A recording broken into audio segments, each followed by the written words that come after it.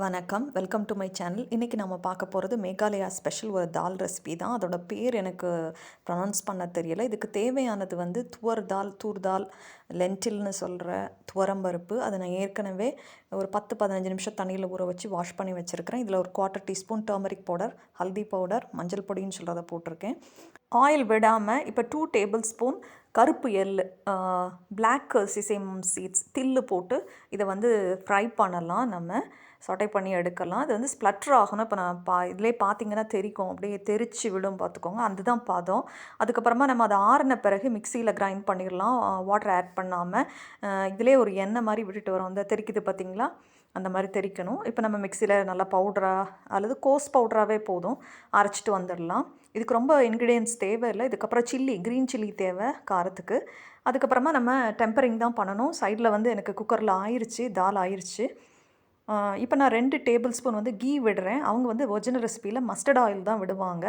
உங்களுக்கு வேணும்னா நீங்கள் கோகனட் ஆயில் கூட யூஸ் பண்ணிக்கலாம். நான் வந்து பருப்பாக இருக்கிறதுனால, தாலாக இருக்கிறதுனால நான் கீ போடுறேன். இப்போ நான் வந்து ஒரு 4 க்ரீன் சில்லி போட்டிருக்கிறேன். அதை பெருசாகவே இது பண்ணியிருக்கேன். இப்போ ஒரு ஜிஞ்சர் கார்லிக் பேஸ்ட்டு, இது வெறும் ஜிஞ்சர் கூட நீங்கள் ஆட் பண்ணலாம்.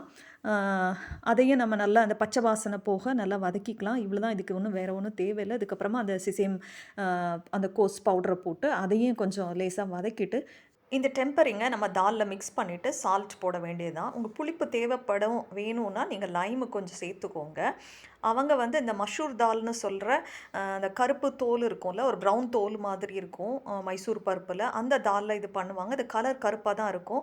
ரைஸோடு சேர்த்து சாப்பிடுவாங்க. நம்ம ரைஸு, ரொட்டி, நான், சப்பாத்தி எல்லாத்துக்குமே நல்லாயிருக்கும். இந்த மாதிரி டிஃப்ரெண்ட்டான ஈஸியான ரெசிபீஸ் பார்க்கணுன்னா என்னோடய சேனலை சப்ஸ்கிரைப் பண்ணுங்கள்.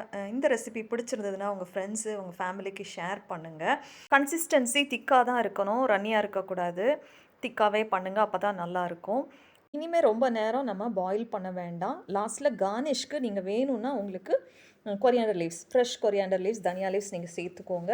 தேங்க்யூ ஃபார் வாட்சிங், சப்ஸ்கிரைபிங் மை சேனல். மறக்காமல் பெல் ஐக்கனை டச் பண்ணுங்கள். அப்போ தான் என்னோடய லேட்டஸ்ட் அப்டேட்ஸ்லாம் உங்களுக்கு உடனுக்குடனே கிடைக்கும். Have a nice day. Thank you.